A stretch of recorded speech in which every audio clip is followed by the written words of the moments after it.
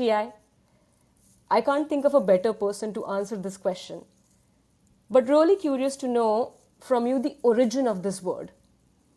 ये शब्द आया कहाँ से और इसका ओरिजिनल मीनिंग क्या था? क्या आप प्लीज थोड़ा प्रकाश डाल सकते हैं? Yeah, sure. So this has a very interesting story behind it. Uh, I want to tell you something. The word secular, if we actually look at the word secular, we will find that this word is of Latin origin. And when it was actually used first, uh, am I audible? Yes, I can hear you clearly. Yes. So I want to tell you something. We before we even answer this question, there are some things that we need to do. We need to distinguish between the word secular, the etymology of the word, what the word means, and the conception behind the word. So, if secular means separation of state from church, that is an entirely different concept. That concept has it is a 19th century concept which was introduced in India by the British. Otherwise, it was completely alien to India because this simply did not exist in India. Even some of the very biggest empires, like the Vijayanagara Empire, it was founded through mathas. For example, Swami Vidyaranya was actually the Matadhyaksha of Sringeri Peeth. He was very instrumental in forming the Vijayanagara Empire, and this is what Raya Vachakam tells us. So Raya Vachakam is actually a text. It's a 16th century text. It tells us about the kings of Vijayanagara, their formation, how the dynasty was formed. It comes from the court of Vijayanagara, the later Vijayanagara, after the sacking of Talikota. So this text actually tells us about the founding of the empire. Now, because of this very strong evidence, there are people who actually play this out. I mean, this text, Rayavachakam, solely credits the founding of Vijayanagara Empire to this person named Swami Vidyaranya. He was actually the Swami, he was actually the Matadhyaksha of Sringeri Peeth. And the text says that the text Rayavachakam actually says that he founded and it was he who inspired Haryana and Dukka to form this empire. Now, so many historians have actually downplayed this. So many historians of a certain ideology have actually downplayed this. They said that this text actually dates from the 17th century, that this story is not reliable. They've said all these things. But we actually have an inscription. This inscription is very contemporary. It is from 1342. We have this inscription in Vijayanagara. And this is the very first inscription that was ever issued by the Vijayanagara rulers. And this inscription tells us that Harihara, along with his brother Bukka, actually paid a visit to the Sringeri monastery. So that is how the history of this dynasty started. So, in an Indian context, separation of state from church was something very unthinkable because religion was actually intertwined in all aspects of life. It was intertwined with every aspect of life. It was intertwined with mathematics. For example, Aryabhata in Aryabhatiam says, we it would be very surprising for us if we actually read out Aryabhatiam. It's a mathematical treatise written in Sanskrit. And when the treatise ends, it tells us, Aryabhatiam actually tells us that a person who reads and who masters, Aryabhatiya who masters, will become one with the Brahma. So, even the intention, even the final aim of the author of Aryabhatiya was not any secular preoccupation. So, even his final destination was that is the union with Brahma. So, he was actually a Vedantic. Uh, he even believed in that is equity of Atma and Brahma, but just that his means were different. So, so it is not possible for us in the Indian context to actually separate. I mean, we can actually not define something known as religion and something secular, and we cannot draw a very clear schism between these two. Because how would we classify Aryabhatta? He believed in science. He believed that the earth rolled around the sun. He believed in mathematical. We did not have a concept of proof, yes, because mathematical proof was something which was specifically, we will come to that. That was specifically Euclidean. But He believed in Tarka and he believed in Anvekshaki. So Tarka is actually questioning something. Anvekshaki is investigation of it. And his entire book is based on mathematical treatises which are observed in the universe. It has nothing to do with uh, religion per se, but his end goal was actually union with Brahma. That is what he says in his book. So it was just one of paths for him to achieve the end goal. And as far as the end goal is concerned, even the so-called secular mathematician did not differ one bit from someone like, say, Shankaracharya. So in Indian context, how are we going to do this? We cannot do that. But if secularism means uh, equality of state towards all religions or something of that sort, some sort of tolerance, yes, we definitely had this concept. Take the case of Shatavahana Empire. Now, Shatavahana was one of the earliest empires of the Deccan, and they conquered the entire land of Deccan. Uh, uh, Trisamudra Toya Pitapati. So they have a description that their horses drank water from the three oceans. So these three oceans are the Arabian Ocean, the Bay of Bengal, and the Indian Ocean. So by this they mean that they conquered the entire subcontinent. And these rulers, uh, they were of the background that modern historians would classify as Brahmanical. Yes, because for example, the king Gautamiputra Shatakarni called himself Eka Brahmana. So, and his mother Balashri actually had an inscription at Nashik. So this is known as Nashik Prasasti. It is quite famous.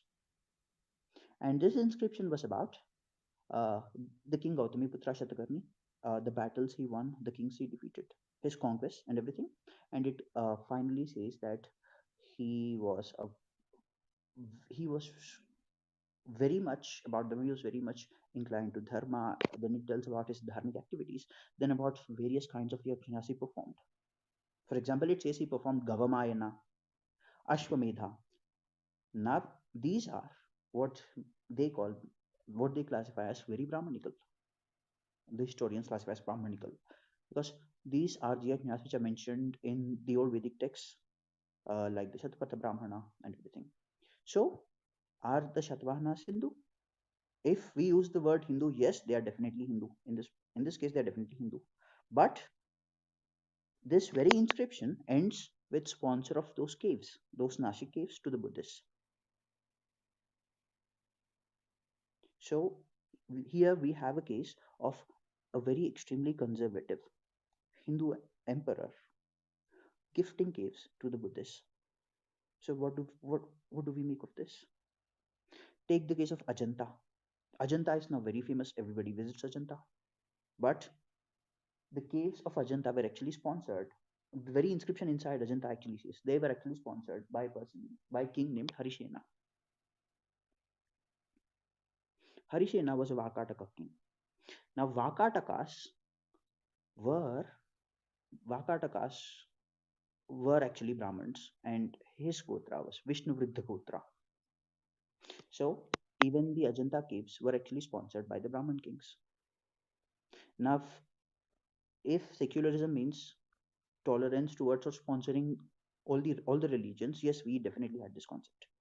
There is no question about it because, uh, yes, I mean the quality of religions obviously differ because these are not Abrahamic religions. We did not have Abrahamic religions back then, but yes, the other Indic religions were definitely sponsored. Even by those, we could actually classify as very traditionally Hindu or very traditionally Brahminical.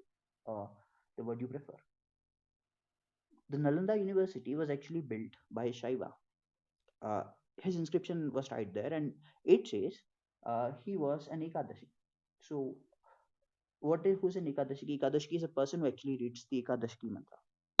So, Ekadashini means Kshatrudriya. So, he was a very conservative Shaiva, and he began his day with reading Chatursdashi. So the first 14 suktas of Shatrudya, which are Namaste Rudramanya Utota Ishave Nama, Namaste Astu Dhanvane Bahubhyamutate Nama, Yata Ishu Shivatama Shivam Bhabuvate Danu, Shivasharavya Yatavataya no Rudram Hridaya, Yate Rudra Shiva Tanu Raghora Papakashini. तया नस्तनुवा शन्तमया गिरिशन्तापि चाकिशी यामिषुं गिरिशन्तहस्ते बिभर्षस्तवे शिवां गिरित्रतां कुरुमाहि पुंसि पुरुषं जगत् शिवेन वचसा त्वा गिरिशाच्छावदामसि यथा नः सर्वमिज्जगदयक्ष्मं सुमना असत् अद्य वोचदधिवक्ता प्रथमं दैव्योऽभिषक् अहीगिश्च सर्वान् जम्भ्यन् सर्वाश्च यातु धान्याः असौ यस्ताम्रौ वरुणौ त भभ्रुसुमङ्गलाः ये चेमागं रुद्रावितु दिक्षु श्रितसहस्रशो वैशागं head ईमहे. So these 14 verses, an Ekadashiki is a person who actually chants all these 14 verses, and he used to chant these 14 verses every day. And this person actually founded Nalanda. Now Nalanda is actually renowned as Buddhist university. So yes, we are actually talking about very traditional Hindus sponsoring Buddhists, Jains. So this sort of secularism, especially when it comes to the Indian kings, yes, if we are talking about sectarian sects, there was definitely a lot of difference. But when it came to kings, this sort of secularism was always there. I mean, if this is what we mean by secularism, that is tolerating the other dharmic sects, yes, it was there, but that was about it. The concept of separation of religion and state, this was never there. And now coming to the word secular itself, people will be surprised to know that this word is of Latin origin, and it originally meant profane, pagan, heathen, and it was actually first used. I will tell you, there's a very good story behind this. Have you heard? I mean, I'm sure you must have read about Euclid in your childhood. Every one of us, right? We have all heard of Euclid. You can give, in case people have not, you can give a little bit of background. Yeah, sure. So I will tell you something. Euclid is known. We have all learned about Euclid in our school, all of us. Euclid is known as father of geometry, and there's a book written by Euclid, and this book is known as Euclid's Elements. I mean, this is said to be written by Euclid, and this book is known as Euclid's Element, and it is the most popular book in the world after the Bible, most published. And what is about Euclid's Elements? It is said to be the origin of many branches of science. It is said to have given birth to a lot of branches of science. But here is the question: there is no manuscript. There is no existing manuscript of Euclid's Elements that is written in Greek language. There is no mention of Euclid anywhere in the classical literature, except for a single stray mention by a person named Proclus. And this has been proven to be forgery, this has proven to be interpolation through a textual analysis and of the text itself. Otherwise, there is no mention of Euclid at all until the 11th century. This person simply did not exist. And we learn that Euclid was the father of geometry. Do we have the Euclid's Elements in Greek? No, we don't. They say that Euclid belonged to 4th century BC, and he wrote a book, and just so it must exist in Greek. Now we say that Aryabhatiyam was written by Aryabhata. Yes, the book exists. The book is in Sanskrit. So do we have a book in Greek? We don't. The existing Euclid's Elements that we have is actually a Latin translation, and this Latin book, it belongs to 11th century, and it was a translation from an Arabic book, and there is no proof, nothing that this Arabic book has anything to do with Euclid. There is absolutely nothing. So why am I saying this? Because there is something to do with the word secularism. This story has something to do with the word secularism. If we actually read Euclid's Elements, nowhere is Euclid even mentioned in the book. Euclid is not mentioned at all in Euclid's Elements, but except for a single interpolation that I've already mentioned, if we read Euclid's Elements, we will find that it was written by a person named Theon. It was not written by Euclid at all, according to Euclid's Elements. It was written by a person named Theon. Now, who is Theon? We definitely know who Theon is.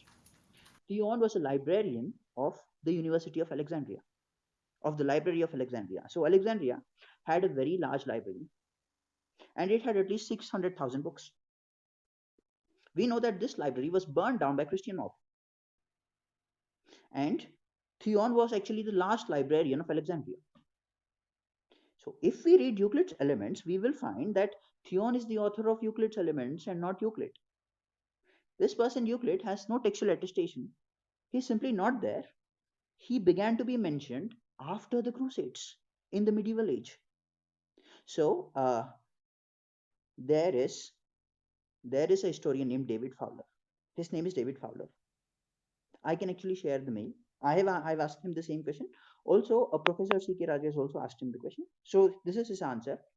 So the question was, did this person named Euclid exist? What is the evidence for it? What do we know about him? I'll share the mail as well somewhere on some platform.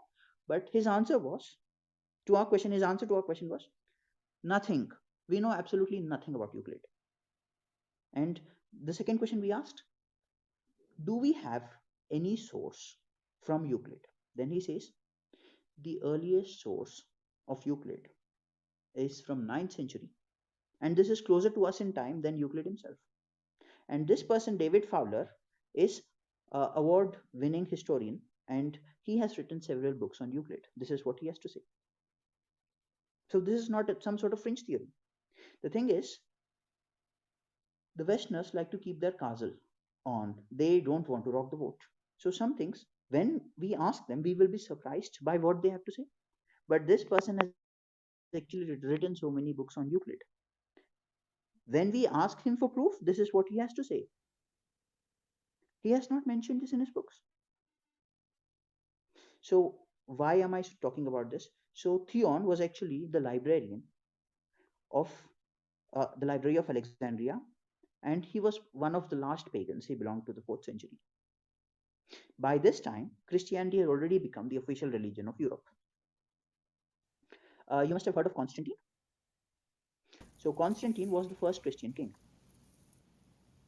and he established Christianity as official religion of the Roman Empire. And then a lot of persecutions followed. People who were non-Christian were persecuted. There was a large-scale persecution. So yes, now to escape such large-scale persecution, we have uh, even Theon. Theon was the librarian. He was killed. He was killed by this Christian mob, and he had a daughter. Her name was Hypatia. So Hypatia was a mathematician, and this mathematician Hypatia actually wrote a lot of works. She also wrote a commentary to Almagest. It is believed by modern historians that she was the original author of Euclid's Elements. And the word secularism was first used for her. Secular. The word secular as an adjective was first appended to her. Why? Secular originally meant profane. It originally meant something very pagan. It meant heathen, and that is why it was used for her. So this was the original meaning of the word secularism. It might shock a lot of us, but this was the first usage of it. It was first appended in this sense to Hypatia. She was the daughter of Theon, the librarian of Alexandria, and she was one of the last pagans of Europe. That is one of the last pagan scholars of Europe. She was brutally murdered by a Christian mob, and this is history. So when Christianity was formed, right, even one could argue this is the usage of the word secular as far as the spirit of secularism is concerned, in terms of separation of church and state. You could say that even the origins of Christianity also lie in secularism. For example, modern secularism, it was first proposed by George Holyoake. Right? He was Catholic. He thought he wanted to cooperate with the believers, and he wanted the separation of state from religion because he was persecuted. He himself was persecuted of blasphemy. He himself was suspected of blasphemy, which is why he batted for it. And the usage of secularism in the modern sense was first used by George Holyoake. Yes, but as far as the spirit of secularism is concerned, it it's actually very surprising that the very concept of secularism is embedded in Christianity. How? Because uh, Christianity is a reformed religion itself. Christianity, for example, in the Bible, Jesus Christ says, "Do not think that I've come to abolish the law. I have come to fulfill the law." Now, this could mean something. There are various interpretations as to what this means, but this was taken to mean by later Christians that the law, which inevitably means the Jewish law, need not be followed. And Christianity itself arose from this opposition. It itself arose from such opposition. So one could say that even the roots of secularism were actually pretty much embedded in Christianity in this sense. So yes.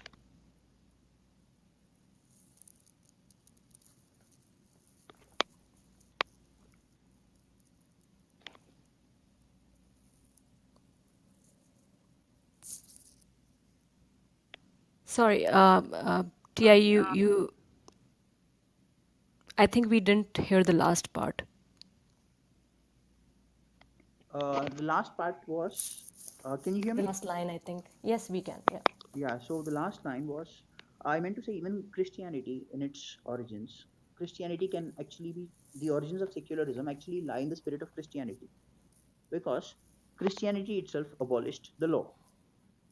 The law in this sense meant the Jewish law, which is actually embedded in the books of the Bible, the Pentateuch, especially the Pentateuch is Genesis, Exodus, Leviticus, Numbers, and Deuteronomy. So Leviticus is all about law. It's all about Jewish law. It can be taken as, let us say, a Western parallel to. I mean, it's not really a parallel. There is no equality, but yes, something like their sort of Manusmriti, or because it details of. I mean, it has details as to how a person has to live, has to behave, everything on those lines. So when Christianity was formed, it abolished this law. In a sense, it separated the state from church. Here, the church is actually the Jewish synagogue. So one can say that Christianity in its origins was itself secular, and the secularism has its roots in Christianity. So this is what I meant to say. Okay. This was very insightful, Ti. Thank you for that. And the points that you covered, there were a lot of us probably didn't know about them. Especially like the one point that you made was very beautiful, that Hinduism is inherently secular in nature. This is not something that we had to adopt from outside, because we were always tolerant, as you mentioned. All our ancient kings were already secular. Plus, to add to what you said, Hinduism doesn't have a concept of persecution based on beliefs. Of course, in traditional Hindu society, people are punished for misdeeds and also outcasted. But the mindset of a Hindu is fundamentally different, because there isn't a view that there is a single path towards self-realization. The political persecutions that birthed the need for secularism originates from a binary belief in one true God. Anyone disbelieving or deviating from a single interpretation is deemed a target for persecution. Also, another very interesting point that you made was the idea behind secularism was to protect the oppressed classes too, and that's why the Christianity had its foundation around secularism. So the funny thing though is that Christianity was based on that, and then I think the first state to adopt secularism was France after the French Revolution, because they also wanted to take the power away from the Vatican. However, first of all, I would love to know like other countries that follow secularism right now. And then how does it apply to India? Because in India, Hindus were the ones who were always oppressed, right? So why is it now being used against Hindus is what my question is. So first, like, who all are practicing it in the current scenario? Who are the secular countries? And how does secularism, why was secularism adopted in India by Indira Gandhi? Because if we were inherently secular, there wasn't any need. Plus, we were the oppressed classes, so I don't understand how it was used against us. Yes. So as far as Indian secularism is concerned, uh, I would prefer to use the word uh, tolerance, because Secular conveys some sort of distinction from religion, so that really was not the case in India. Uh, Take the case of Xuanzang. Xuanzang was a Chinese pilgrim, a Chinese Buddhist pilgrim who visited India. He visited India in 7th century, and he found that India was very prosperous. He found everything in India. And then the king ruling northern India during his time was Harshavardhana, Harshavardhana of Kanauj. Now, Xuanzang felt that Harshavardhana was a Buddhist because he sponsored the Buddhist scholars, he sponsored the Buddhist universities, he sponsored the Buddhist festivals. So, Xuanzang was of the opinion that the king Harshavardhana was a Buddhist. But we know this is not true from Harshavardhana's own coins. On his coins, he called himself Parama Maheshwara. So, any king who actually calls himself Parama Maheshwara on his coins is a Shaiva, he cannot be a Buddhist. And this can be, it's actually a sectarian designation. And this can be found across all his inscriptions. So, it was carried to such a point, the tolerance or the equal sponsorship of all religions was carried to such a point, this of all let us say of all dharmic sects, equal sponsorship of all dharmic sects was carried to such a point that even a foreign pilgrim could not distinguish whether the king was a Buddhist or not, because he showed equal reverence for it. Now, this is what the kings did, but this is not what everyone held on to. That was also the case. For example, take the case of there was something, a kavya, Sanskrit kavya from Kashmir. So this kavya is known as Agamadambara. It was written by a person named Jayanta Bhatta, so in the 9th century. And in this Agamadambara, so Agamas are various sects, and Adambar actually means hypocrisy. So Agamadambara is, it basically talks about hypocrisy of certain sects. The name means that, but if we actually look at the contents of this kavya, we will see, we will find some tensions in India. So in Agamadambara, there was one character. His name is Sankarshana Snataka. He was a Snataka. So Snataka is a person he was a Vaidika. He believed that na anya dasti, everything that exists in the universe is in Veda, and anything that is not in the Veda does not exist in the universe. So by his very definition, anything which does not subscribe to the Veda, be it the Jaina, be it the Buddha, it was all false doctrine. So this is the belief he held, and he had some Vaidika Shishyas. They all held this belief. So he he was a scholar. Snataka Sankarsana was a scholar, and he debated various sects. He debated the Jainas, he debated the Bauddhas. So the book says he also debated the Shaivas. The book says he defeated all these sects. But when he asked the king, to actually have a ban on all these sects, the king finally refused. Now the king was a Hindu. He was Shankara Varma, and the king made Snataka Shankarshana. Uh, this the Snataka Sankarshana, he made him Dharmadhyaksha. He gave him the ministry of Dharmic affairs. But still, when Snataka Sankarshana wanted to press for a ban on Jainism and Buddhism, the king flatly refused. Because there, before he asked for a ban, there was a council, and this council had a Vaidika camp. So Vaidika camp wanted the other Nastika sects to be banned. There was also a Shaiva camp which wanted some of their sects to flourish, and they did not want this part because they were afraid that after banning the Nastika sects, Snataka Sankarshana would actually ban them. So they did not go for Snataka Sankarshana. So there was a Sabha. And in the Sabha, it was finally decided that no sect will be banned because, I mean, this might sound very modern to us, but this is what it says. It says, the truth is the same, it might come from various paths. And when it uses various paths, this is not Ekam Sad Viprabodha Vadanti of Veda. Here it also includes, here the text also includes the path of Jainas, the path of Buddhas. It says the truth can manifest in several paths. And finally, abiding by the decision of Sabha, the king refused to ban. He refused to ban Jainism, Buddhism, and Nastika sects. This is the story of Agamadambara. So, but he still banned something. What did he ban? He banned a sect known as Nilambaras. Now, Nilambara were a sect of Kaulatantrikas, and they held several practices which were socially considered to be socially deviant during that time, and which was why the Nilambaras were banned by the king.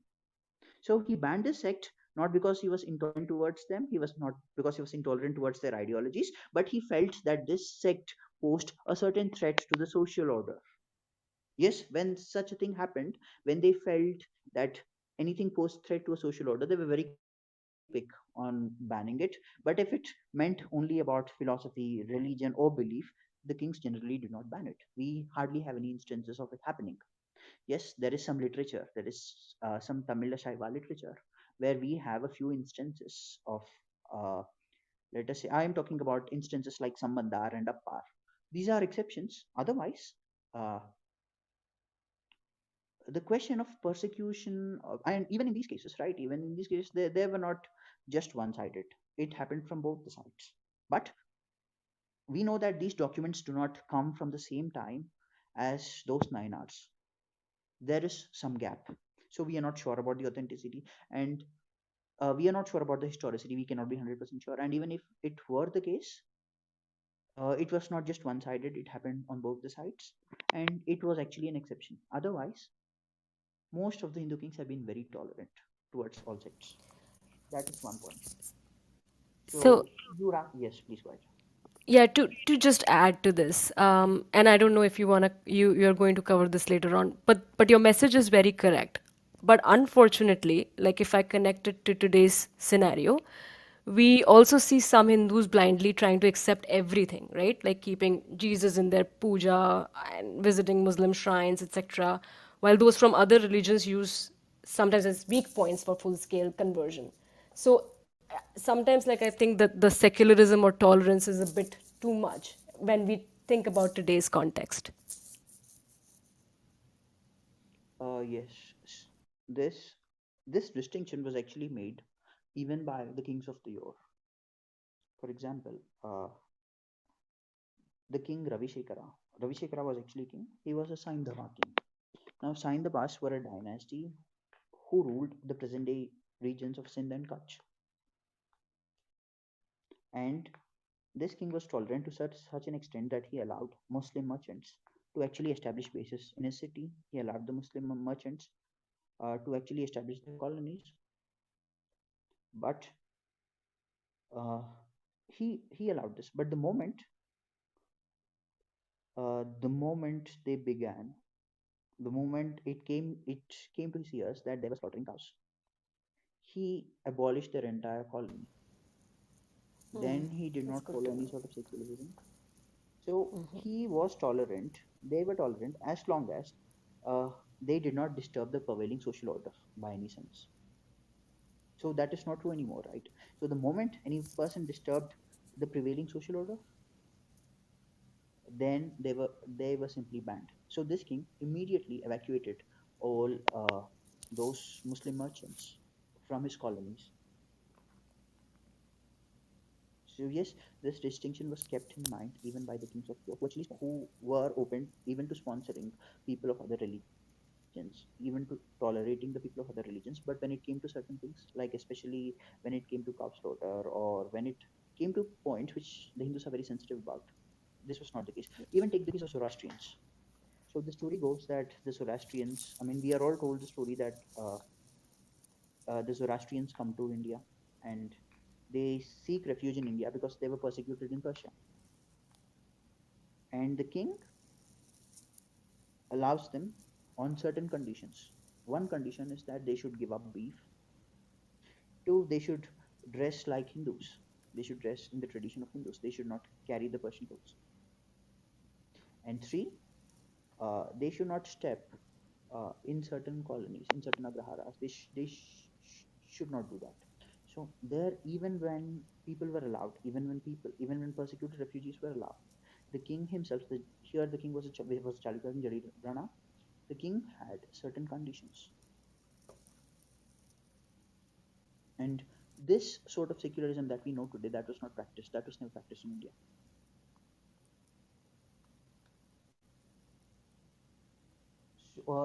since you asked about the other countries, for example, take the case of UK. Now, it was UK who actually introduced secularism in India in its form. Yes, secularism was introduced by Indira Gandhi in the constitution, but the concept of secularism, right, the electorate, the secular electorate, and everything, it was introduced by the British in India in the 19th century. Now, interestingly, England is not a secular country. The King of England is actually the nominary head of the Church of England. England is not secular. And So in basically, we lost England, both the other ways. religions are tolerated. Yes. So the form of secularism which was introduced in India was actually not followed in England. England is a Christian country. It was a Christian country. The king follows a Christian way of life. On the flag of England, there is a cross. There's Union Jack. And Union Jack is basically a form of a cross. Now, as opposed to France, which is secular, and we will see why it is secular, but England is not secular. England has official church. Its state religion is Christianity. King of UK is the supreme governor of the church. The other religions are tolerated, but I mean, this is what their constitution says. This is what, and England does not have any that sort of law, sort of constitution, but their law says that the other religions are tolerated but not encouraged. So just Yeah. imagine if we had something like this in our constitution, that the other religions are tolerated but not encouraged, and Hinduism is the official religion, right? It is unimaginable for now, but this England, which actually introduced secularism in India, follows Christianity as its official religion in its country, in its own country. Secularism, as a state, I mean, a state-sponsored secularism was first started by France. In France, it was first started in France during the French Revolution, and it happened in French Revolution because there's a story behind it. There's a huge story behind it.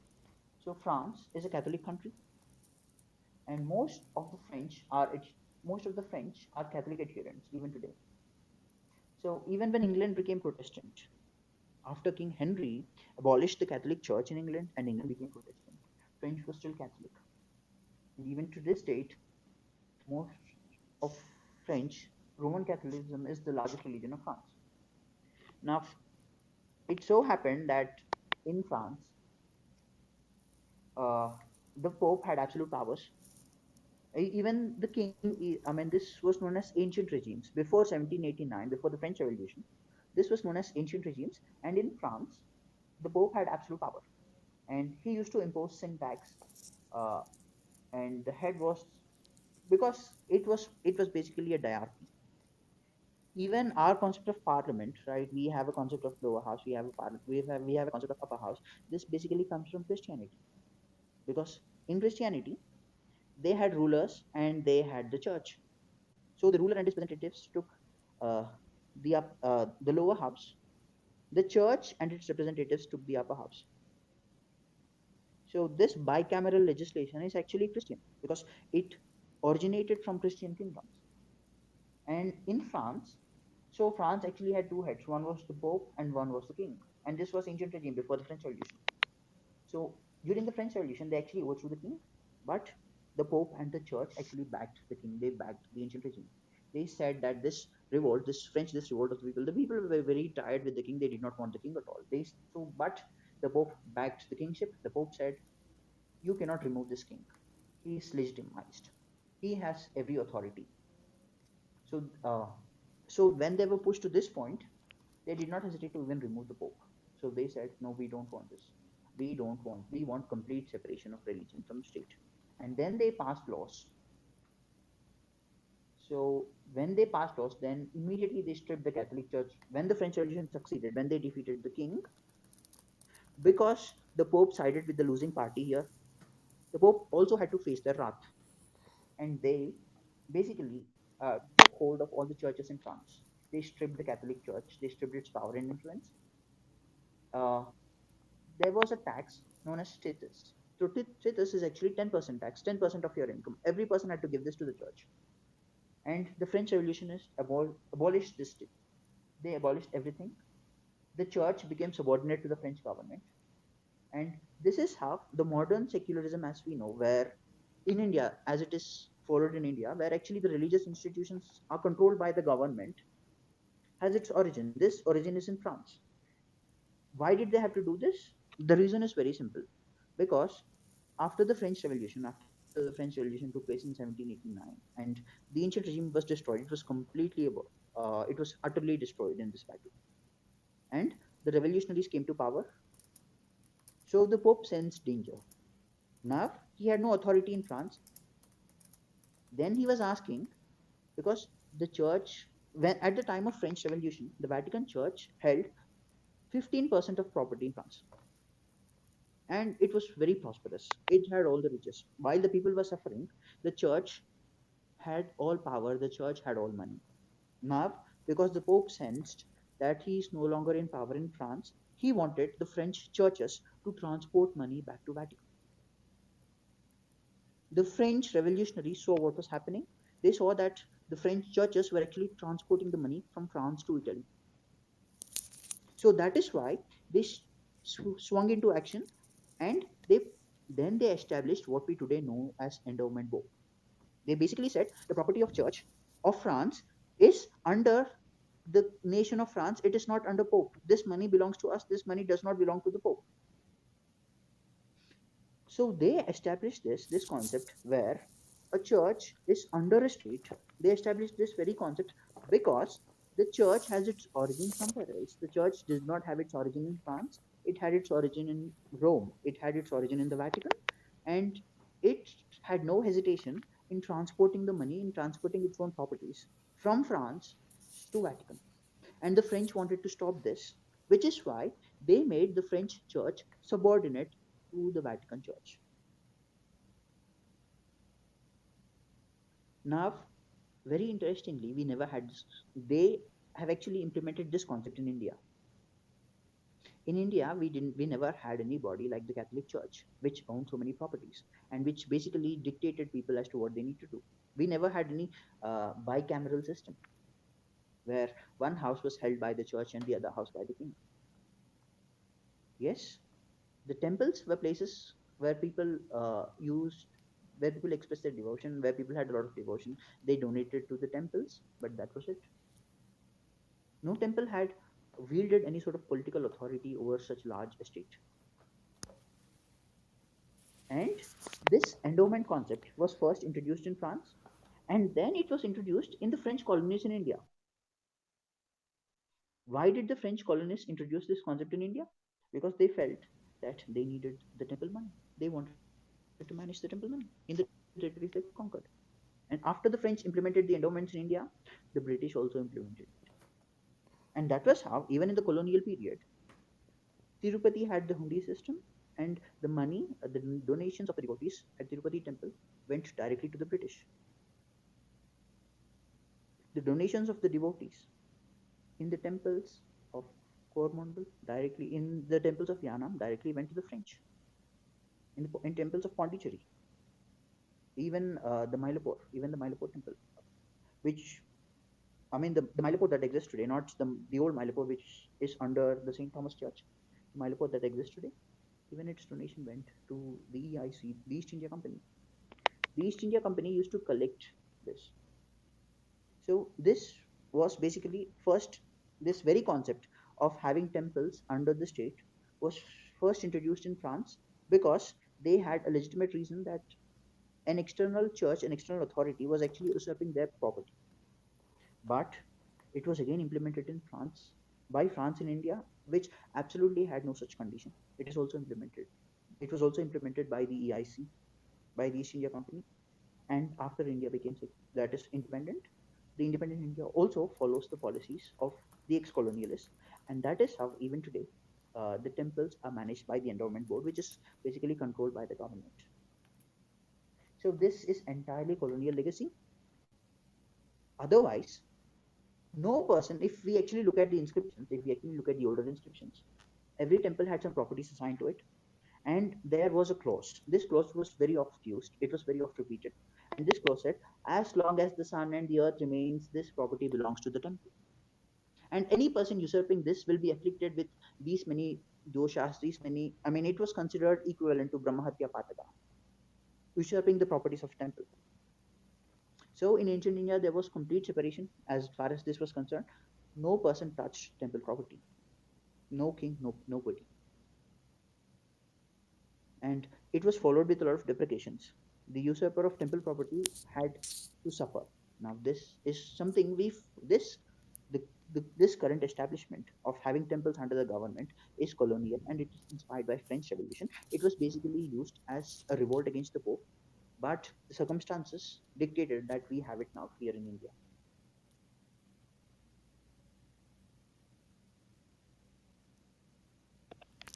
That is true. It actually brings me back to the last discussion we had around decolonization.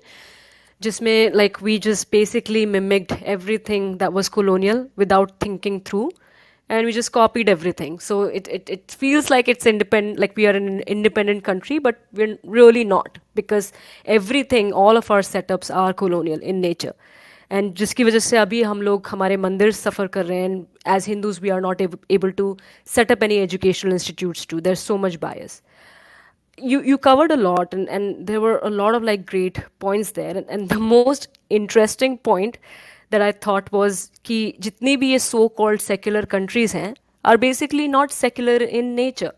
चाहे आप US को ले लीजिए या आप UK को ले लीजिए, जितने भी कंट्रीज़ हैं या तो क्रिश्चियनिटी हैं या फिर इस्लाम है उनके state religion. Nobody is truly secular. Yes, maybe France. Even the laws there are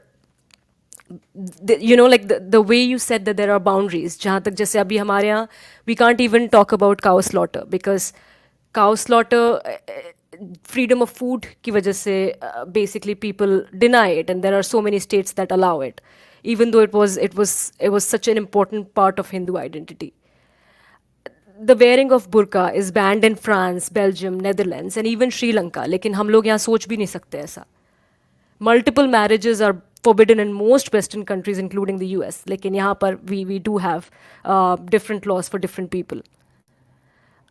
As you said, the US, the 26 most senior bishops of the church in England are automatically given seats in the House of Lords, upper house, which can be compared to Rajya Sabha here. And when we compare that to India, it's really sad because Hinduism obviously doesn't get any special favors and actually is plundered for its wealth, जैसे कि temple boards के through होता है. On the other hand, certain minorities obviously get extra benefits. So this is only, it's basically secularism is minoritism in India, and har cheez is used as a attack on Hinduism. Even like हम सब ने notice किया था Bengal election में भी, a clearly Islamist party named itself the Indian Secular Front because that's what secularism is in India now. So what makes me think is I'm gonna like open this for people to speak to because I'm sure like a lot of people have a lot of questions. But what I always think is our constant focus is to show ourselves as the flag bearer of secularism. But who are we really competing against? Because no other country is as secular in nature as we are. We know about the 50s something Islamic states, and we know how UK and US and everybody has church playing an important part in their constitution. We criticize Modi for attending once in a century's puja at Ram Mandir site, while US में हर 1950s से लेकर अभी तक Christian organization yearly breakfast meet करते हैं, as House of Representatives. So it's just, I don't understand like who are we competing against and what's this constant pressure that we have to be secular. I just think that this is basically, we Hindus are constantly guilt-tripped for asking rights in our own land, especially like when it comes to cow slaughter and things that are important to us. So I don't know, T.I., like if you want to say something more to it, but I would want to have the audience ask some questions too. I'm sure there are many.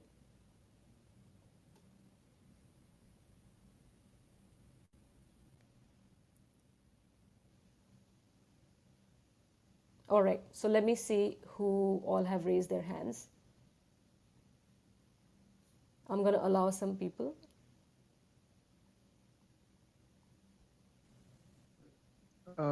Hi, can you Hi, hear me? Ashwin. Hi, Yes, I hi, can hear Akansha. you. And uh, Ti, big fan of yours, and really excited to, I'm hearing I'm your hearing your voice for the voice first for the time. first time. So, just I'll make it I'll short. make it short. That um, since we have so we know that we are when we talk about Hinduism, like we believe in the true sense of secularism, the like the definition of secularism that corresponds to tolerating all kinds of religions. But seeing the current situation of India, when all the other most of the minorities religions are going on the are mostly just opportunistic and trying to just serve themselves. How can, like, is there any way to actually fight for our rights while keeping that tolerant principles of Hinduism alive? Is there a middle ground? Is there a right way in our current situation in India?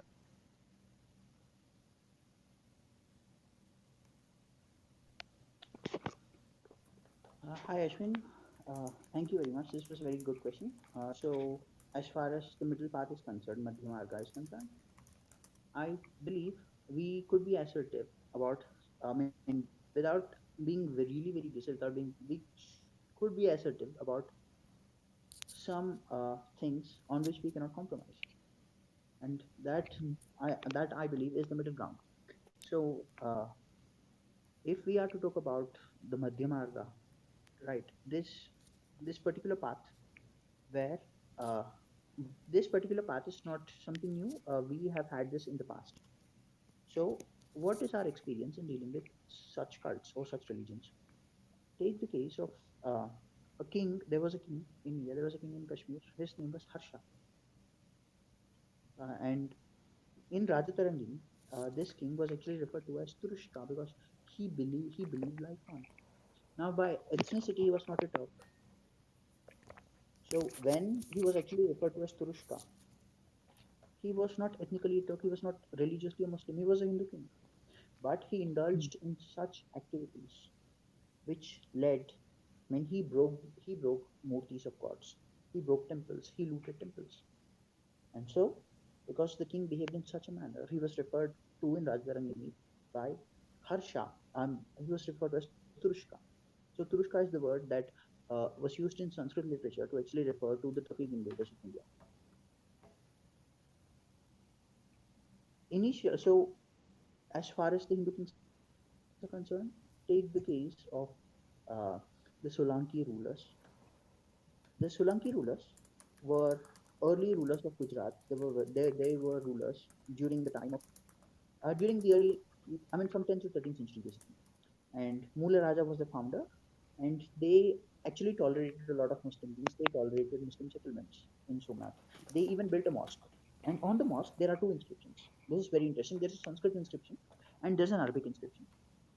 And the Sanskrit inscription on the mosque is, it is fine. It says that this mosque was built uh, by the traders of Somnath. And this mosque was built under the patronage of the king, under the patronage of Kumarapala. It says that. But the Arabic inscription says that the the Arabic inscription actually prays that idolatry be abolished from the town of Somnath. That all the idol temples be destroyed. All the idol temples bow to Makkah, Okay. and this is mentioned in the Arabic part. So in the Sanskrit part, it is skipped. So any person who actually reads this inscription, the king who sponsored this inscription, the king would not know anything about these people because the Sanskrit inscription makes no such thing. He must have seen them as traders. He did not know who they were. He did not know their intention. He did not know about the dynamics of that cult. He simply saw that they were traders and he allowed them.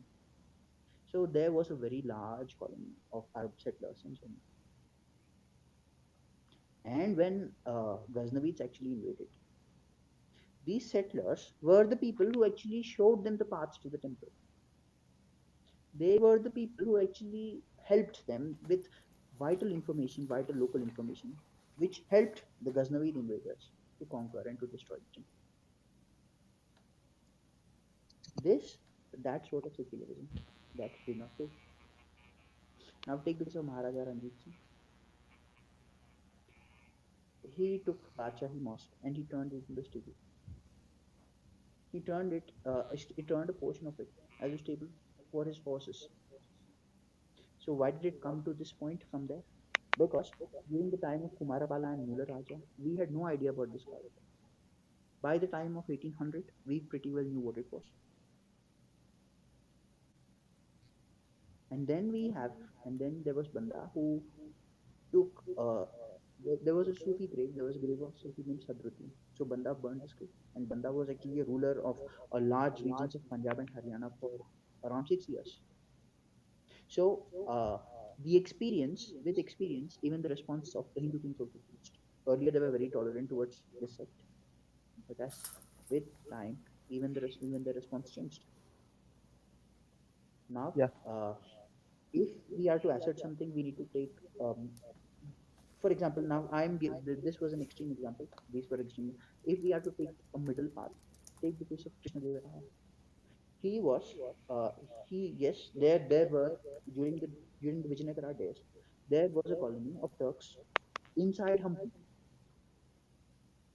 In this colony, there were many Muslim merchants. Why? Why did they need Muslim merchants? Because Muslims in those days, they belonged to that is Afghan background, and they were very good. They were pretty fine archers, and they were also very good in horse archery. They had a lot of horses. They were also very good in artillery. So they had certain, because they were trained and they had certain utility in the army. Krishnadevaya kept a lot of them in his kingdom, even in Hampi, but he did not allow them to sacrifice cows. He did not allow them to actually go out of their settlement. Yes, he even sponsored a mosque for them, but still, even there was, I mean, the mosque was sponsored by the Vijayanagara state, yet they could not move out of their colonies, and he also kept a private army and in this colony.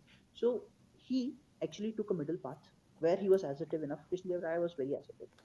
So he was a very devout Vaishnava. He visited Tirupati 7 times in his life. Even when he was crowned at Tirupati, and he wrote Amukta Malyada. Amukta Malyada is basically the story of Krishna Chaitra. So he was a very devout person. He was a very religious person. He tolerated them. He tolerated the other sects. I mean, he even tolerated Islam to a certain extent. But he was also assertive to it. He tolerated them to a certain extent because even by 16th century, we were in a world where certain things were inevitable. I mean, we could not have done without certain things. So, which is why he tolerated them to a certain extent.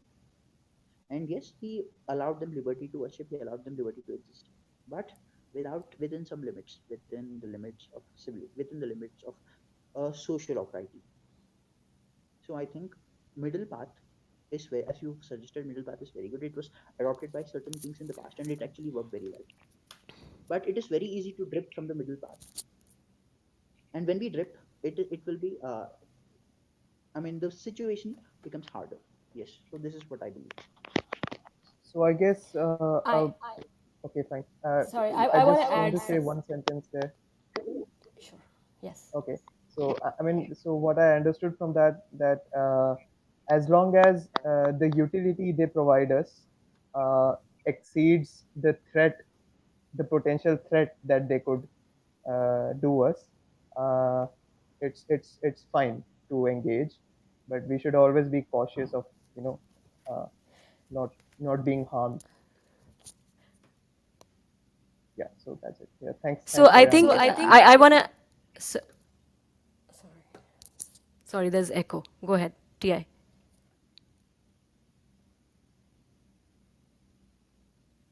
All right, I can say. So yeah, I think thank you, Ti. Thanks, Ashwin. So I think because you asked what we can do now, as I do also have certain ideas. First of all, like from an individual level, I think we can think about certain things that we believe in, right? So for example, I'll take my example. I totally believe for the cow protection cause, right? I want to be able to make sure that that's in place. I also want to support mandir control, like it should be in the hands of Hindus. There could be like, freeing Krishna Janmabhoomi, Kashi Vishwanath as causes. There could be like a lot of different causes that we as individuals can basically support, and we can either like give our time, our energy, or our money into these causes. Because see, ultimately the government only does what the people want. We cannot have the government do things for us if we are not unitedly going for a cause. So on an individual level, I think clear. Do you want to answer? Yeah, sure.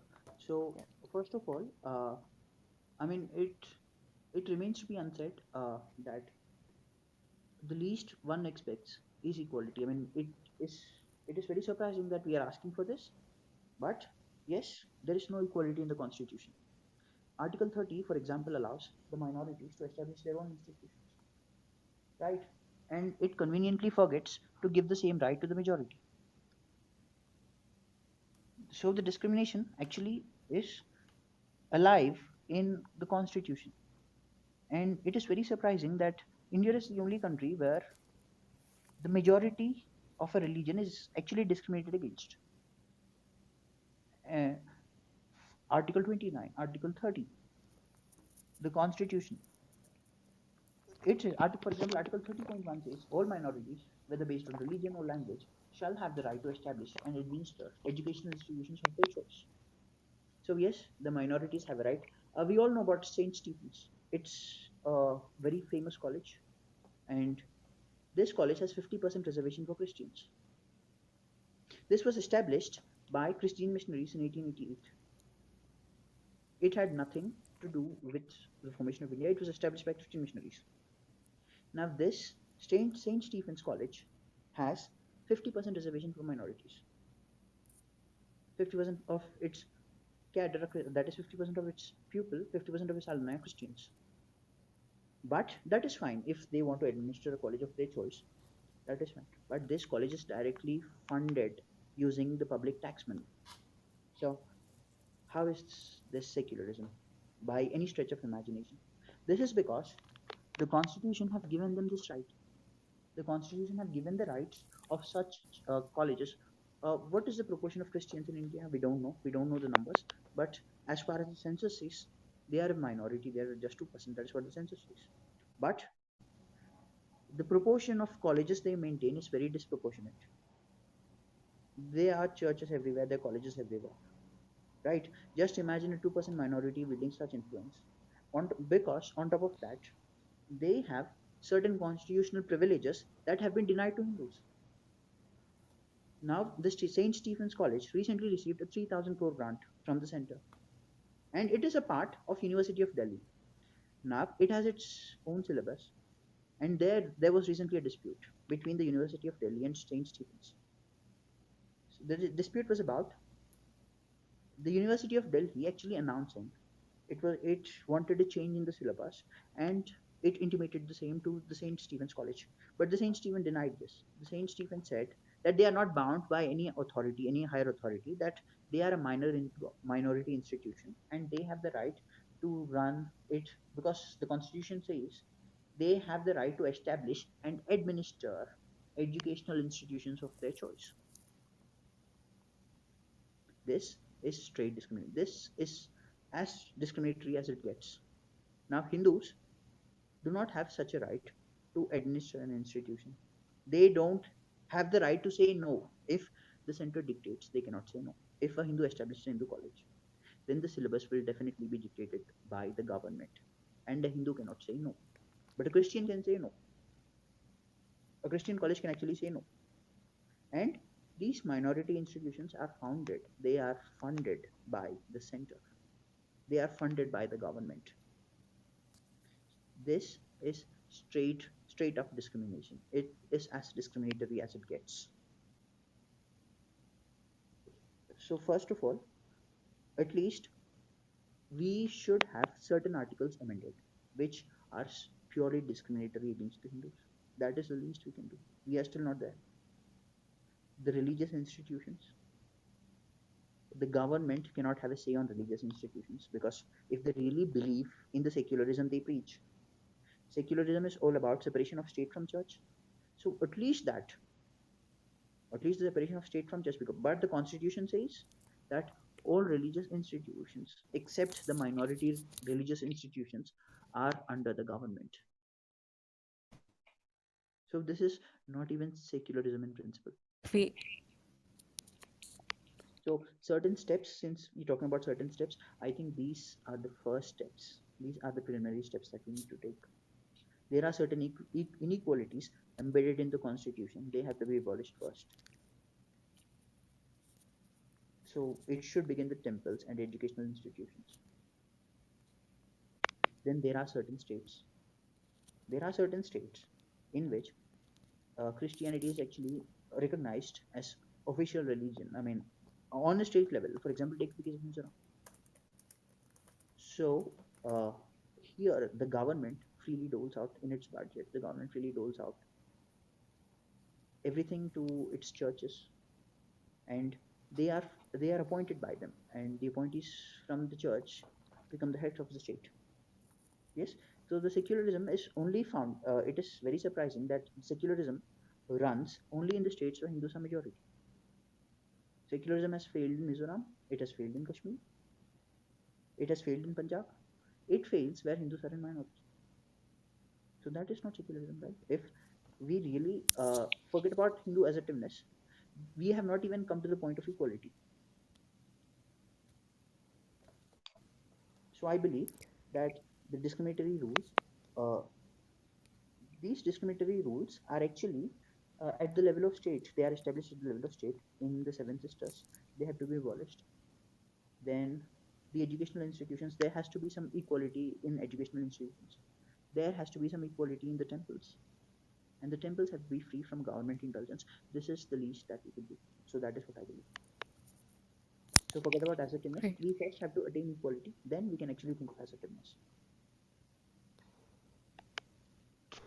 Yep, that's a very good point. Right now, equality nahi hai. And on a lighter note, sometimes like I feel that we need to redefine the practical also. क्योंकि जितना ज़्यादा push करो उतना ही ज़्यादा मिलता है. This is what we have seen. That's why certain states have minority religions being state religions, and constitution is so biased towards us. So sometimes like we basically, because we only ask for equality, that's why we keep getting pushed. But we probably should start thinking about aiming higher, and that's why like when we talk about Hindu Rashtra, it sometimes like it seems so unachievable or impossible. But this is the kind of aim I think we should have, so that we can aim for the stars, so that we can at least land on the moon. Anyway, thanks Ashwin, that was a great question. Anyone else? Vikas, do you want to go next, or Yeah, yeah, Vajraditya? ma'am. Yeah, ma'am. Actually, Sure. I actually I was a faint. I was just first time interacting with my. I mean, I'm just a big follower of True Indology, and I'm a big fan of his knowledge. I mean, in any field, I'm a big fan of any knowledge. He's having great knowledge of history. Okay, and Mr. Ashwin had already asked multiple questions, and I got already answers for my questions. But only question which I have Okay. is, I mean, as a Hindu, I feel that I respect all religions, okay? But at the same time, I feel within a Hindu religion, like we say Buddhist, or for that matter, any caste in the Hindu, we don't stay together, okay? And we fight with each other, and these Muslims are against with us, and I'm not able to understand what is our future in India as a Hindu.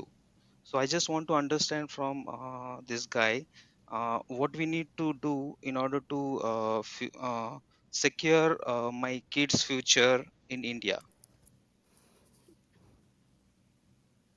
So if I can rephrase your question, you're saying that we Hindus are not united, and that is why we suffer a lot. So what can we do in order to get some unity and secure our future in India, right? Is that your question? Yeah, definitely. Okay. Ti, did you get that? I know you're yeah. Yeah, sure. So anything that we do, anything that we could do could only be done on a collective level, right? We cannot do it on an individual level. So this is what we can do. Yes, unity has always been an issue, but lack of unity is not an excuse. For example, take the case of Sikhs. They're hardly 2 crore. Yet, in India, they're just 2%. Yet, they are able to voice all their demands. They are able to assert themselves because it is not about population. It is because their religious body backs for them. It is because they back their religious body. It's because they're very assertive in putting forward their demands. And Hindus have actually lacked in this, especially in this here in this scenario. Hindus totally lack this. They have lacked any power. It's not just about unity. Unity is definitely a factor, but it's not just about unity. Uh, the collective consciousness of Hindus has always been a problem. For example, this is not an issue in the present, even in the past. So when, for example, I'll just give an example. So when Khilji actually invaded South India, when Malik Kafur invaded South India, the first kingdom he invaded was the kingdom of Yadavas. So Yadava kingdom, this kingdom was known as Sena kingdom, and it ruled Devagiri in Maharashtra. So when this invasion actually happened, so rather than uniting against Khilji, the Yadava neighbor, Bhallala, actually found a very good opportunity, and he was raiding the southern regions of Yadava kingdom. Basically, Yadava kingdom lied in the center. To the north of Yadava was the Delhi Sultanate, and to the south of Yadavas were the Hoysalas. So, in this scenario, the Yadava kingdom was actually facing off some sort of invasion. On the north, they were actually trying to hold against this invasion, and then at the same time, they did not get any sort of support from anywhere. Yet their southern territories were actually raided by the other kings. So equality has always been a problem, but more than that, the problem has been a collective consciousness. So on most of the issues, very sadly, on an individual level, we have not been able to voice our demands. So the demands, so in certain regions, I mean, in certain cases, in certain scenarios, we're actually very active in voicing our dissent.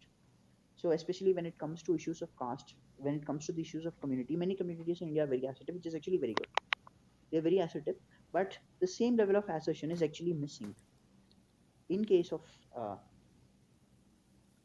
say, if the issue is about collective consciousness, then the same sort of assertion is actually missing. So this question is very hard to answer because the only solution for this question is making more people aware, and basically investing in this. We need to invest a lot of ideology in this. We need to make people aware.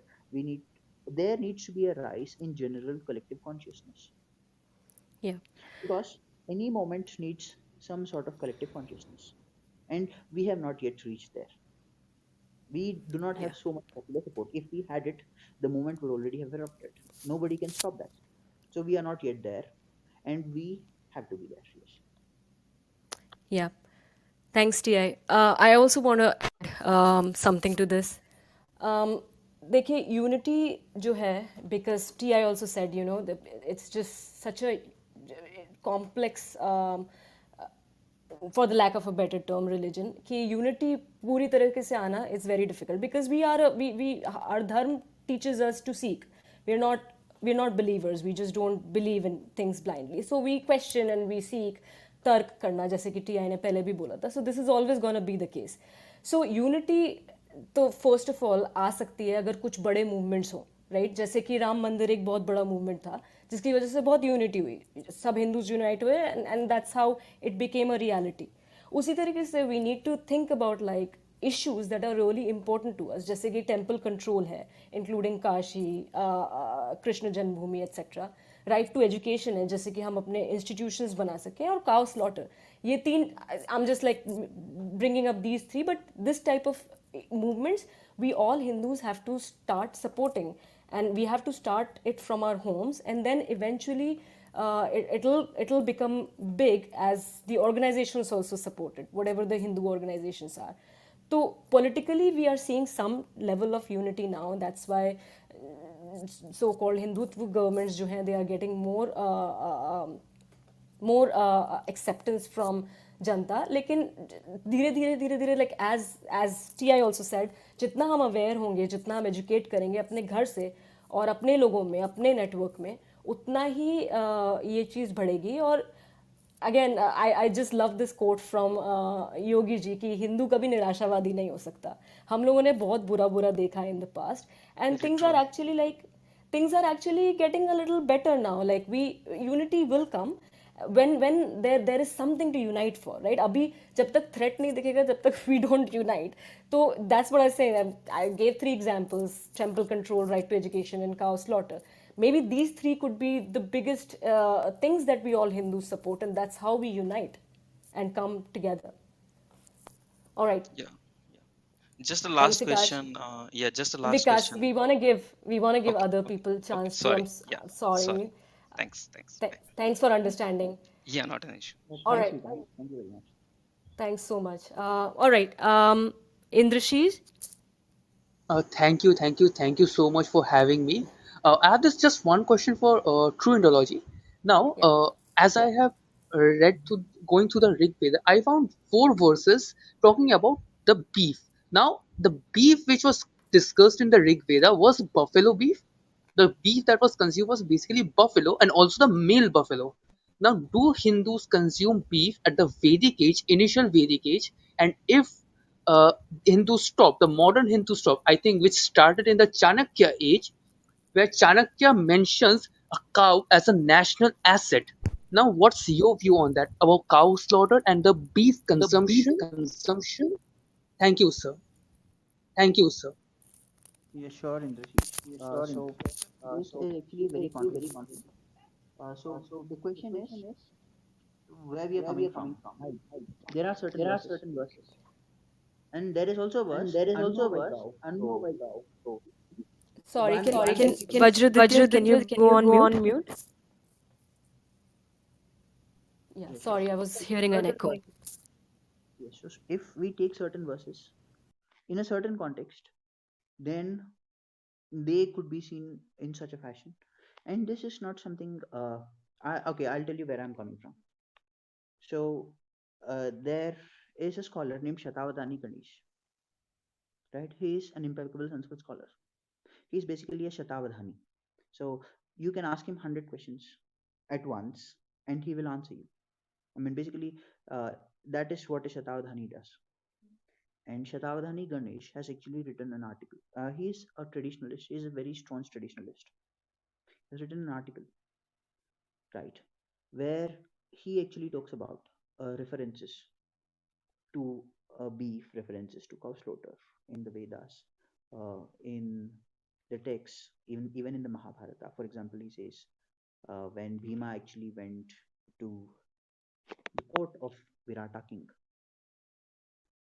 so he introduced himself. Basically, Gokartana, he introduced himself like that. So that is what he says. There is there, but this, for example, take the Arya Samaj. The Arya Samaj does not interpret these verses in such a fashion. It does not take such a little meaning. It takes another meaning, right? There is a certain, yes, there are certain people who have actually literally interpreted certain verses, and that is how it came to be. But eventually,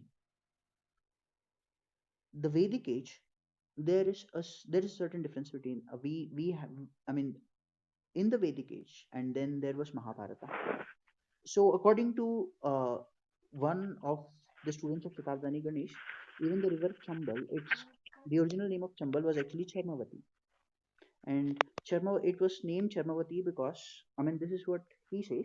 I'm not subscribing to this view, but this is what he says. He says this was because there was a story even in the Mahabharata, which this story was actually from Mahabharata, and it was also mentioned by Kalidasa. It says that when Rantideva actually invited Brahmins, there were 2,000 Brahmins, and he basically all those Brahmins were honored by the king, and then he slaughtered 2,000 Govans, and that is why the river, because of all the leftovers, the river came to be known as Charmavati. So that is now Chambal.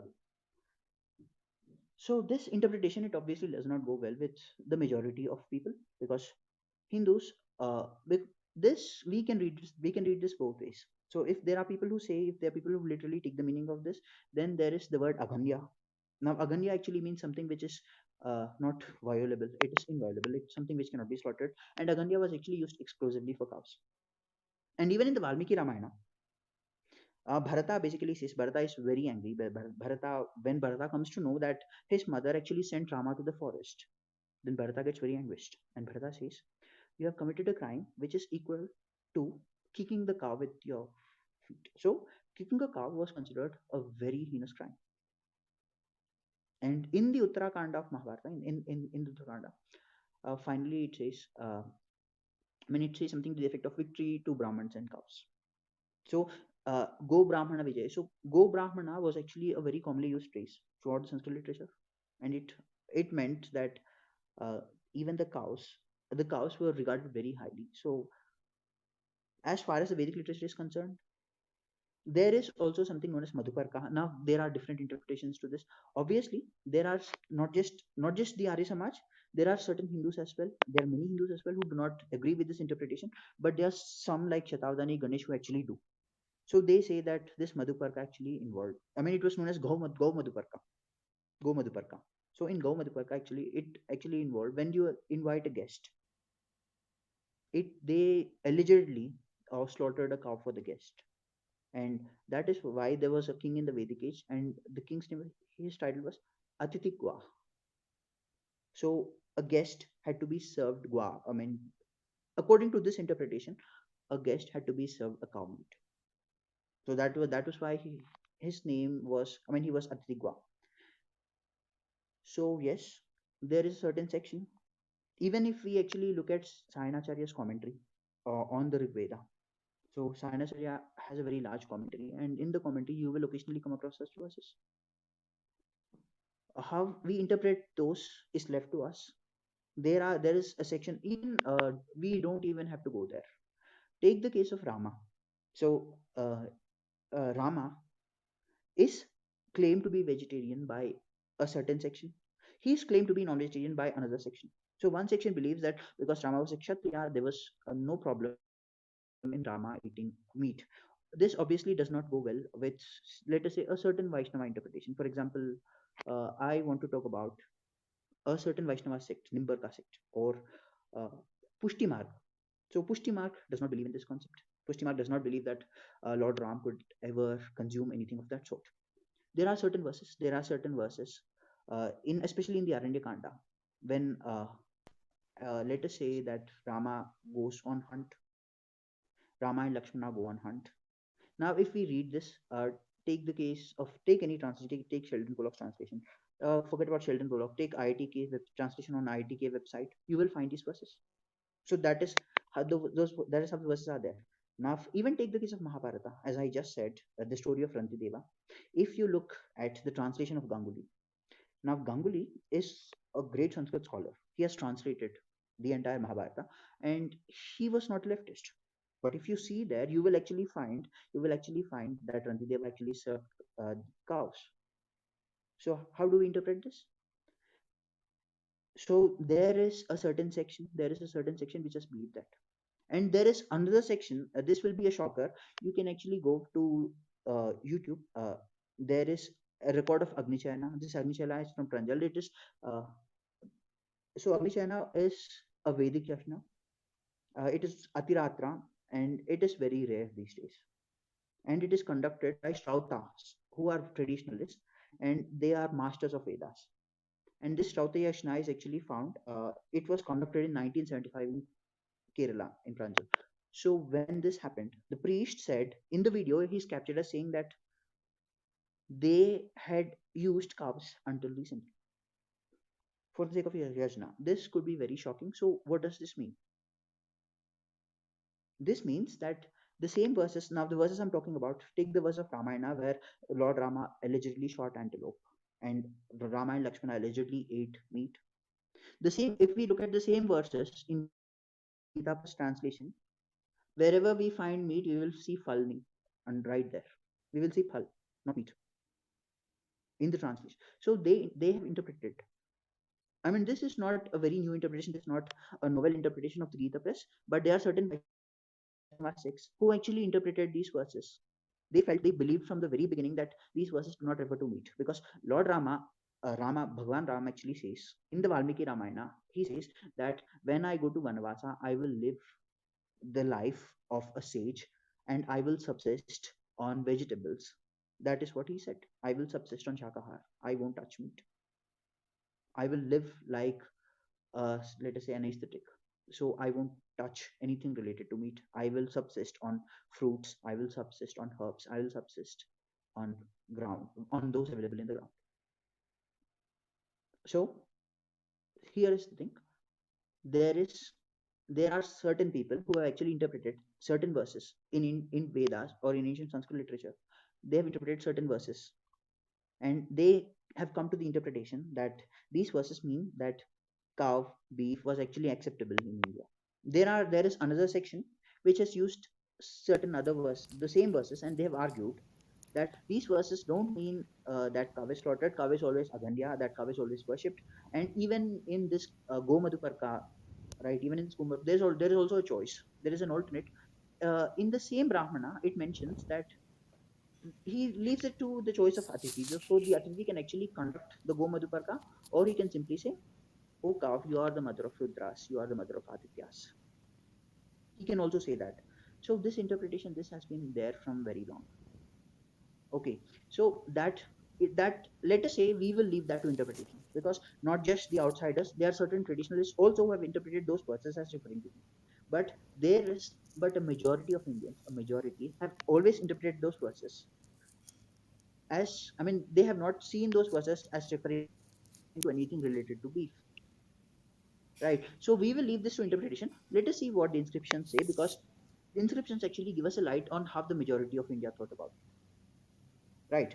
So there is no single inscription in India for these many years. There is no single inscription which actually says anything about, let us say, any sacrifice related to cows.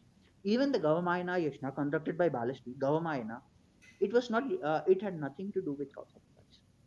Absolutely nothing. There is an inscription, this is a Buddhist inscription, an inscription from Sanchi, and it talks about Pancha Mahapatakas, the 5 biggest sins, and Gohatya is already there. And now this inscription is 1700 years old. So already by already in the past 1700 years, cow sacrifice, irrespective of what those verses mean in the Vedas, irrespective of what it all means, the Hindus have been interpreting, the Hindu religion has always been this, an inscription which refers to the earliest inscription from Nepal. This is around 450. Even this inscription says that Gohatya is actually a bigger sin than even the killing of parents. So, even if we leave that to interpretation, even if we leave that to interpretation and concede that those verses could or could not mean anything, something or the other, we still have a tradition of more than 2000 years. This tradition actually censures any form of cow sacrifice. So we could use those verses. We could, I mean, there are certain translations. There is Griffith's translation, there is Jameson's translation in English in of Vedas, and all these translations. If we actually look at these translations, they actually talk about even the verse of Atharva Veda, Yajur Veda especially. They actually talk about sacrifice of cows. But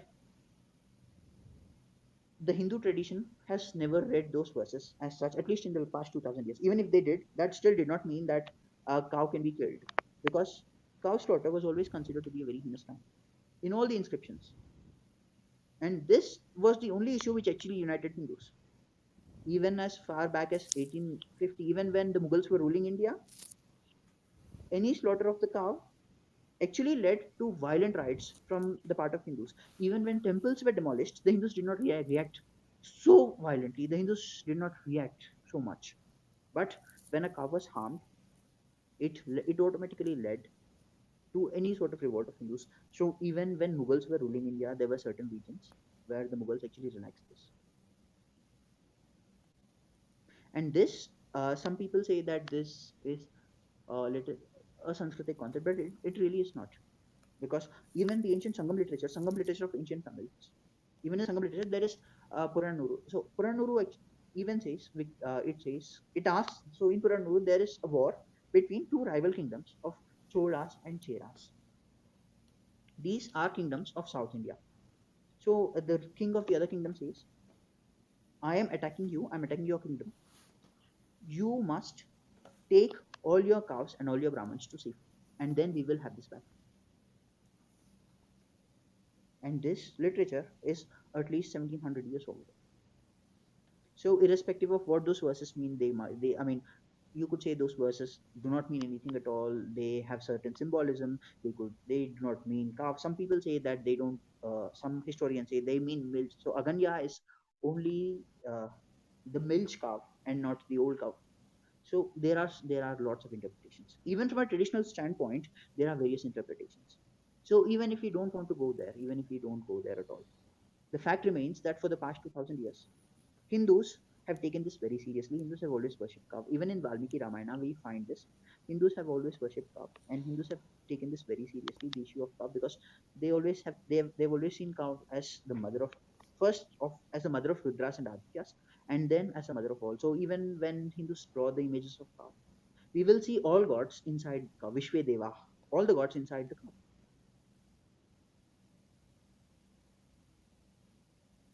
So my personal Thanks, belief, TI. Oh, yeah. sorry. Sorry. Go ahead, please.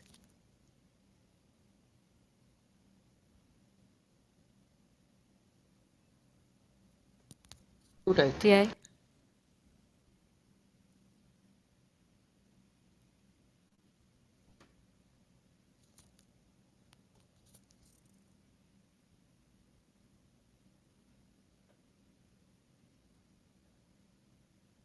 TI, you wanted to finish?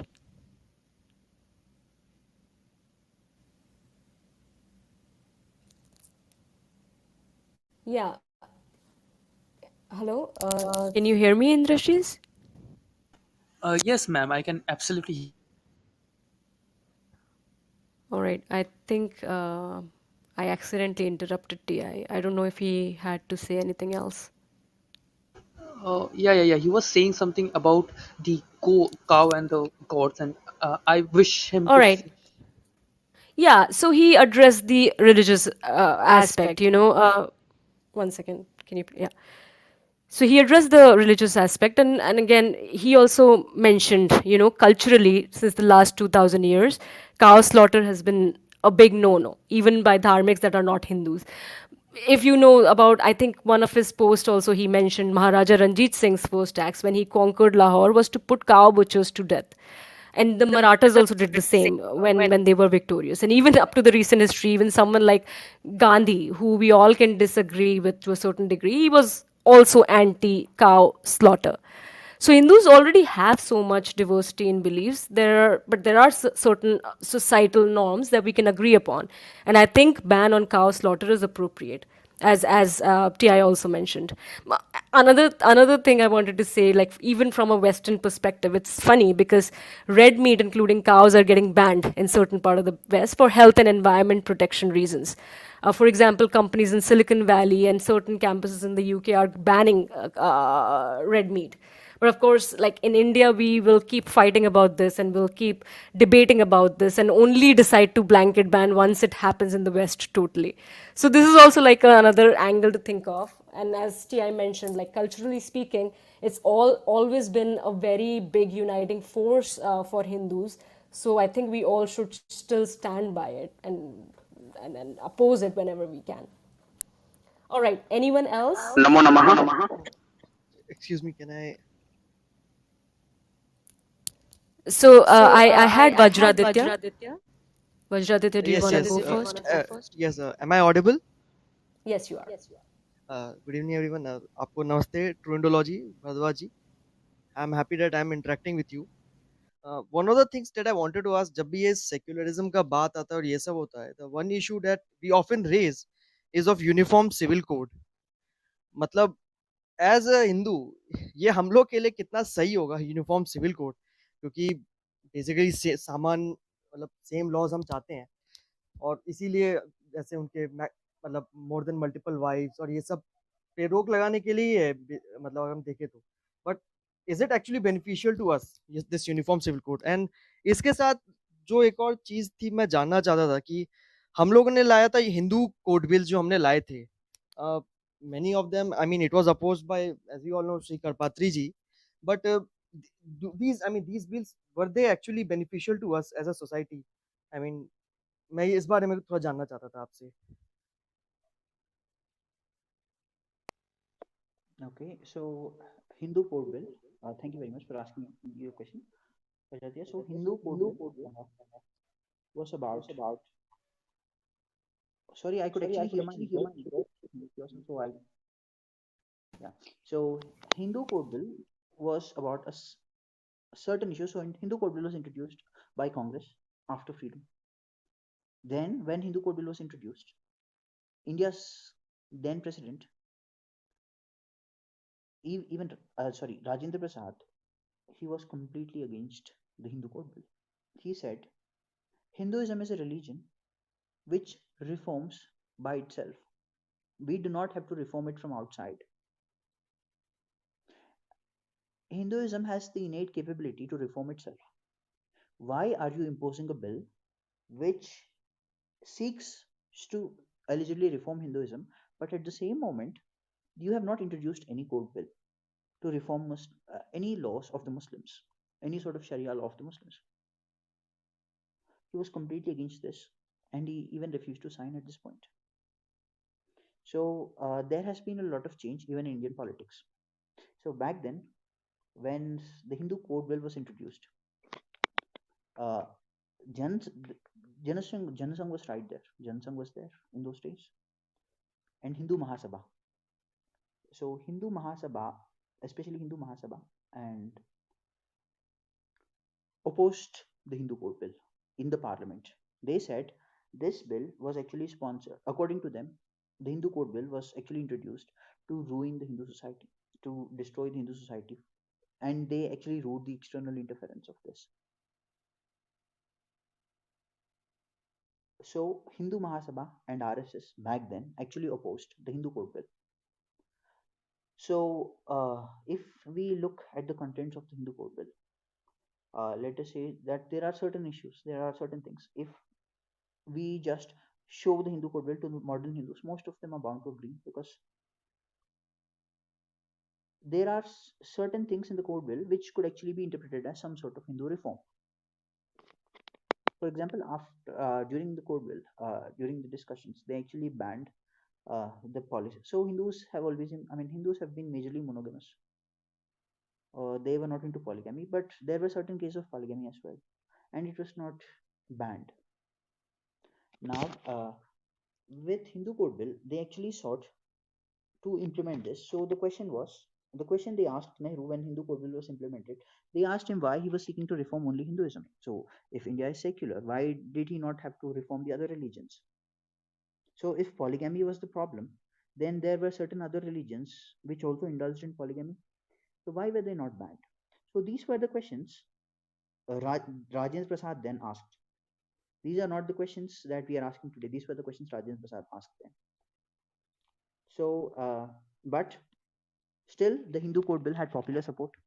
Ambedkar supported it, and also because Congress had majority in the House, they passed the Hindu Code Bill. They passed it in various phases. They passed Hindu Marriage Act. They passed Hindu Succession Act, the Hindu Adoptions Act.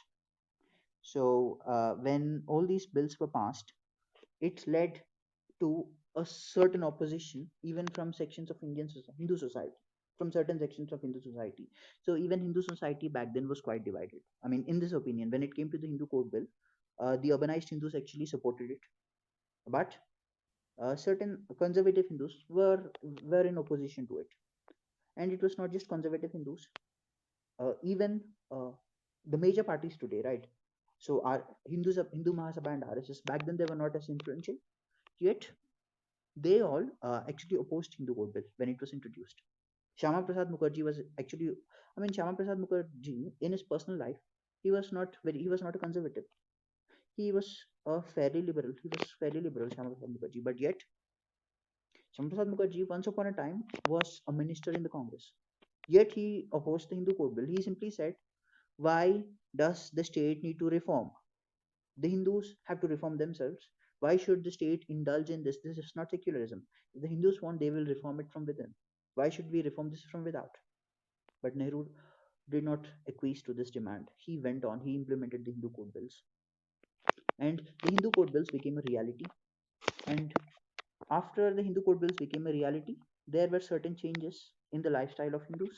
And today, if we actually look at Hindu code bills, I mean, I obviously am not taking a survey, but if we ask Hindus, I think a majority of them will agree to it, will agree to certain parts of it. So, but this was not the case back then. Back then, the Hindus were actually in opposition to it.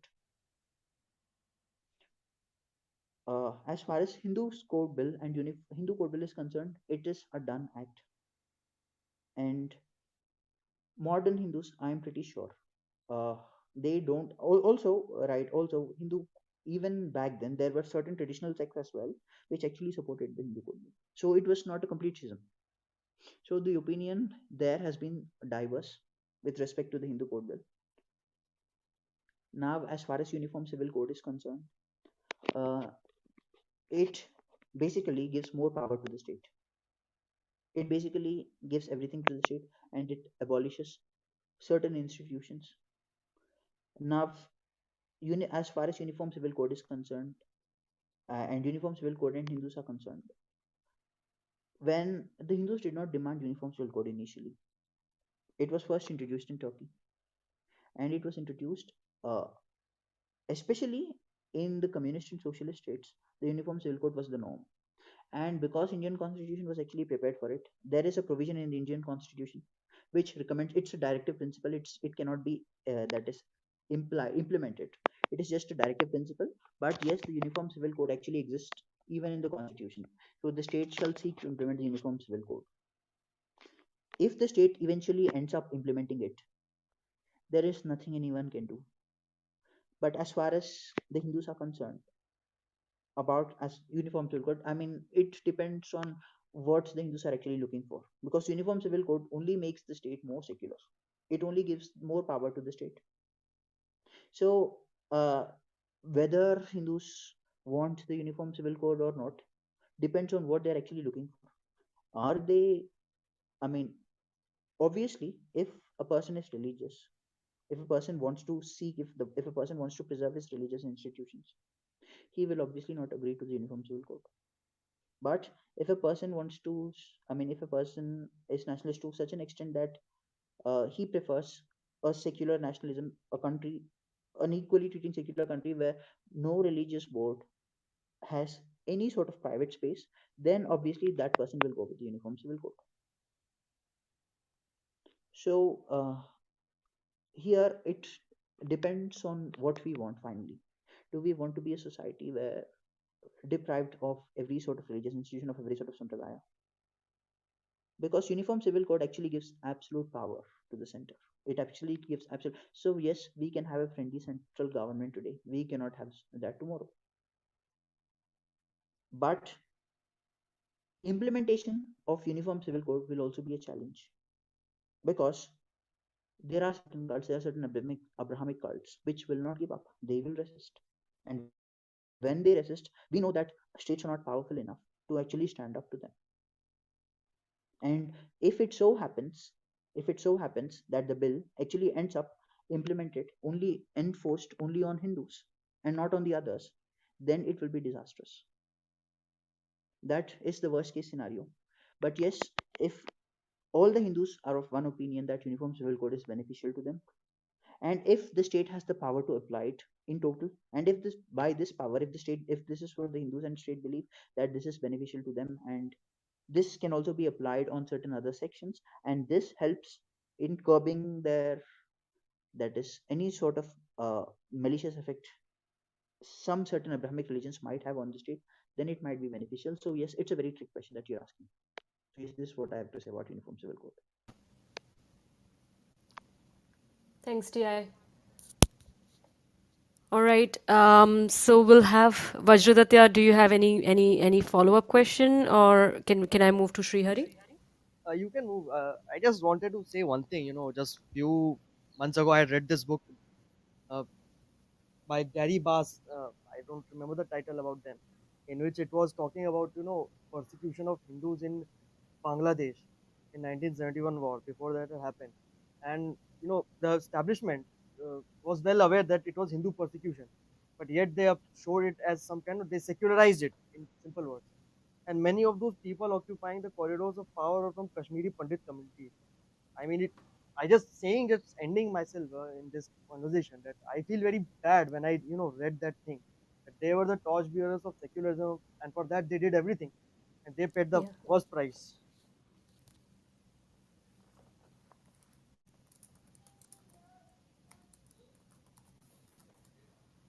Okay. Thanks, Vajraditya. Yeah, thank you for allowing me to ask my. No worries, no worries. Thank you. All right. Srihari, quickly, do you want to ask something? नमो नमः। मेरी आवाज आ रही है क्या? Hello? I think there is some problem in the network. I think he just got moved to the audience. Okay. All right. I think TI also has. It's been. Sorry. Yeah, I think there is some network issue. I think we may have to end it now. Unfortunately. Um, Sorry about that. I don't know if Srihari you're still on or not, but sorry about that. Okay, I think this was a very enriching conversation. True Indology, extremely thankful to you for giving us so many insights around the history of secularism, how it got adopted in India, and what it looks like now. Hopefully, things are gonna look different as we get more and more aware and as we educate ourselves on this topic. So yeah, I mean, as individuals, as we have already said, that let's just educate ourselves more and more. Let's get more aware and then spread this information to our friends and family, and everyone in our network. The more we speak about it, the more we can fight against it and fight for our rights. So before I end this, TI, do you want to say anything as closing comments? Yes, sure. Thanks very much, Akanksha ji. You have conducted this very well. It was very nice. This session was also very enriching. And the audience, thank you very much for having this session. This idea was also very good. In this discussion, I think we had a high time here. We had this Yes. discussion. And the audience, thank you very much. You have all been very nice. Obviously, I have had so many questions. Uh, I'm sorry if I could not answer questions of some of the people in the audience. We will have some other sessions where we will answer all the questions. We will discuss a lot of things. But it has been almost 2 hours, and we have so many people right here. So thank you very much. Thank you very much uh, for participating in this session. Thank you very much for your interest. It was very nice. It is very nice to interact, and it is very nice to have your questions answered. I hope you also, all from all the people in the audience, I hope everyone has had something to learn from this. I really hope something to know, some input out of this. I will be very happy. And I just want to close, and I just want to say thanks again.